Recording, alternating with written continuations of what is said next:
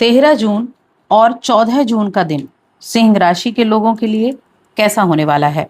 सबसे पहले हम इन 2 दिनों के तिथि, नक्षत्र और योग की बात करेंगे। अब ये जो 13 जून का दिन है, ये शनिवार का दिन है। कृष्ण पक्ष की त्रयोदशी तिथि रहेगी। चंद्रमा इस दिन वृषभ राशि में गोचर करेंगे और वृषभ राशि चंद्रमा की उच्च की राशि होती है। कृतिका नक्षत्र में रहेंगे और योग जो बनेगा वो बनेगा, एक तो सर्वार्थ सिद्धि योग रहने वाला है पूरा दिन, और अमृत सिद्धि योग भी रहने वाला है पूरा दिन। साथ में सुकर्मा नाम का योग भी बनने वाला है। 14 जून का जो दिन है, ये कृष्ण पक्ष की चतुर्दशी तिथि है और रविवार का दिन है। चंद्रमा अपनी उच्च की राशि वृषभ राशि में ही है और रोहिणी नक्षत्र चंद्रमा का प्रिय नक्षत्र होता है। यहाँ बैठे हैं। योग जो बनेगा वो धृति नाम का योग बनेगा। एक चीज और है कि देखिए, जो वृषभ राशि में चंद्रमा है ना, सूर्य भी यहाँ बैठे हैं। सूर्य और चंद्र, इनको हम राजा रानी कहते हैं कि जो नवग्रह हैं इनमें। तो सूर्य और चंद्रमा का वृषभ राशि में ही होना, ये बड़ा उत्तम रिजल्ट देने वाला है।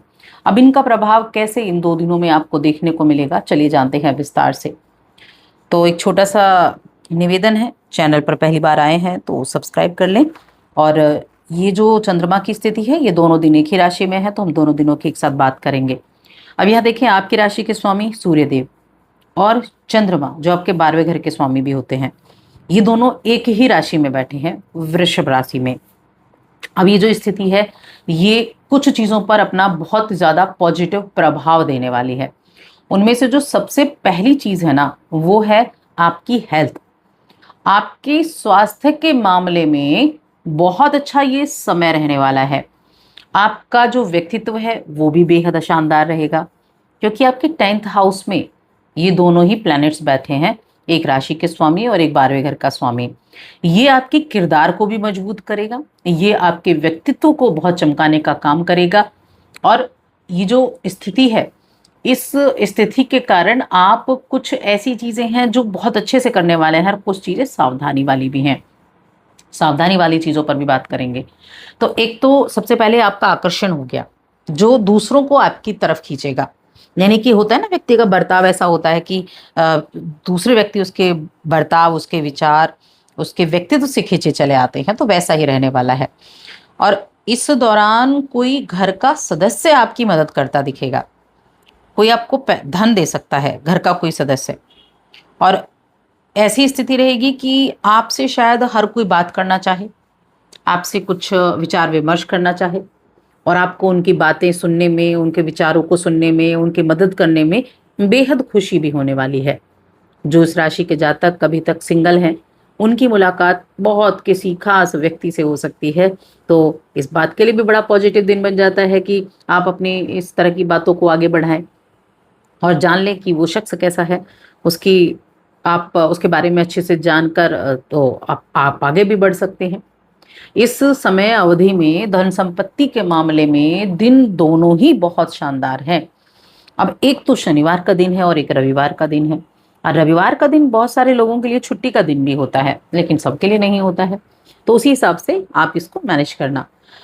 अब यहाँ एक ध्यान जो रखने वाली बात है वो ये है कि बहुत बड़ा कोई निवेश ना करें। आप व्यवसाय में बहुत बड़ा निवेश ना करें। कोई नया प्रोजेक्ट आपने हाथ में लिया है, तो नए प्रोजेक्ट पर काम करने के लिए तो अच्छा है, लेकिन मोटा इन्वेस्टमेंट ये थोड़ा सा आपको यहाँ टेंशन में डाल सकता है। तो इस चीज़ का ध्यान रखें, धैर्य बनाकर रखें। मैं ये नहीं कह रही हूँ कि आपका नुकसान बहुत ज़्यादा हो जाएगा, लेकिन थोड़ी सावधानी ज़्यादा इंपॉर्टेंट है। कोई निजी आपका मसला चल रहा था, मामला चल रहा था, तो उस निजी मामले को सुलझाने के लिए बहुत ही बेहतरीन दिन है। चाहे तो कुछ समय अकेले रह सकते हैं, एकांत में समय बिताएं, सोचें, विचार विमर्श करें। चीज़ें कई बार एकांत में बैठकर समझ में आती हैं। अपने अंदर आप झांक कर देखते हैं, अपनी गलतियां, अपने अच्छे कार्य, उनको आप अच्छे से थोड़ा सा मैनेज कर पाते हैं। अब आप अपने काम को गंभीरता से लेते हैं और ये समय भी है गंभीरता से लेने का। अगर आप बिना सोचे समझे अपने काम को बदलते हैं, तो हो सकता है कि आपको उतने अच्छे परिणाम ना प्राप्त हों या इच्छित परिणाम आपको ना प्राप्त हों। साथ ही बहुत अच्छे कुछ व्यावसायिक मौके आपके रास्ते में आ सकते हैं। तो कोई भी निर्णय लेना चाहते हैं, कोई भी निर्णय ले रहे हैं, तो भली प्रकार से सोच समझकर आपको वो निर्णय लेने हैं। इस बात का भी ध्यान रखें कि कोई भी मौका आपसे छूट ना जाए या कोई भी मौका आपके हाथ से निकल ना जाए। कई बार चीज़ों को लाइटली लेकर हम अच्छे मौके भी निकाल देते हैं। हम सोचते हैं कि इसमें कुछ नहीं, आगे और कुछ देखेंगे। लेकिन कहते हैं ना कि जो एक छोटा मौका भी एक बार निकल गया वो वापस आपको नहीं मिलने वाला है। इसीलिए हर चीज़ की रिस्पेक्ट आपको करनी होगी। छोटे मौके हैं तो उनकी भी रिस्पेक्ट करें, उनको भी आप साथ-साथ में देखते चलें। अगर आप ये जानने की कोशिश करेंगे कि आपका बिज़नेस कैसा है, तो देखिए बिज़नेस के मामले में भी यहाँ चीज़ें अच्छी ही दिखाई दे रही हैं। भाग्य आपका मजबूत होता दिखाई दे रहा है, उसमें सुधार होगा। अगर आप नौकरी कर रहे हैं तो आप देखेंगे आपका जो कठिन परिश्रम है, जो आप हार्ड वर्क करते हैं, वो आपके काम को लाभ पहुँचाएगा और आर्थिक स्थिति भी आपकी अच्छी रहने वाली है। आप जो मेहनत कर रहे हैं उसके हिसाब से आपकी फाइनेंशियल कंडीशन ठीक रहेगी।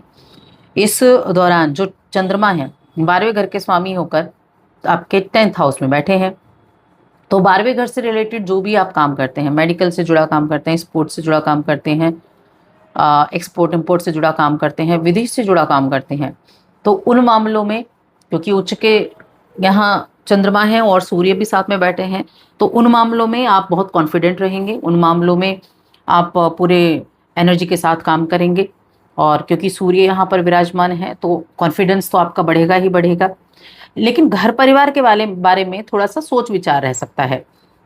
पारिवारिक स्थितियों के बारे में, कुटुंब के बारे में, अपनी फैमिली के बारे में कुछ मन में ऐसे थॉट्स ज़रूर चलते रह सकते हैं जो पूरा दिन आपके मन में चलते रहें। हालाँकि मिला-जुला समय रहेगा। आपके माता-पिता हैं, उनकी सेहत थोड़ी ध्यान देना है। जो छोटे बच्चे हैं, उनके ऊपर उनके बच्चों को ध्यान देना है क्योंकि वो ज़्यादा से ज़्यादा समय खेल-कूद में बिताने की कोशिश कर सकते हैं, तो थोड़ा-सा उनको मैनेज करवाना है चीज़ों को। अब रिश्तों की बात कर लेते हैं। रिश्तों के मामले में अगर देखा जाए तो वैवाहिक जीवन ठीक है। अगर आप अपने साथी पर संदेह कर रहे हैं तो फिर ये आपकी लव लाइफ पर, आपकी वैवाहिक जीवन पर गलत प्रभाव डाल सकता है, बुरा प्रभाव डाल सकता है। तो अच्छा है आप उनके साथ अपनी फीलिंग्स को ज़ाहिर करें, खुशी को ज़ाहिर करें। आपसे जुड़े लोग जो हैं उनके साथ भी वक़्त बिताएँ। वहीं प्रेम जीवन में देखा जाए तो वहाँ मिला-जुला समय रहेगा और इसकी मैं पहले बात कर चुकी हूँ, किसी ख़ास से आपकी मुलाकात होने वाली है। तो समय जो है वो खुशियों से भरा हुआ है। अपने साथी के साथ समय बिताने का है। आप बोर हो रहे हैं, अपनी बोरियत को दूर करने के लिए उनके साथ वक़्त बिताएँ, बाहर जाएँ, आउटिंग करें और कुछ मूल्यवान पल आप बना सकते हैं। मूल्यवान पलों को अपनी यादों में समेटने का प्रयास आप कर सकते हैं, जिन्हें आप हमेशा याद रख सकें। क्योंकि समय बीत जाएगा और समय वो वापस नहीं आएगा। इसीलिए चीज़ों को हर तरीके से आप देखें, अपना थोड़ा नज़रिया आप ज़रूर बदलें। तो बस आज की इस वीडियो में इतना ही। वीडियो कैसी लगी कमेंट करके ज़रूर बताएँ।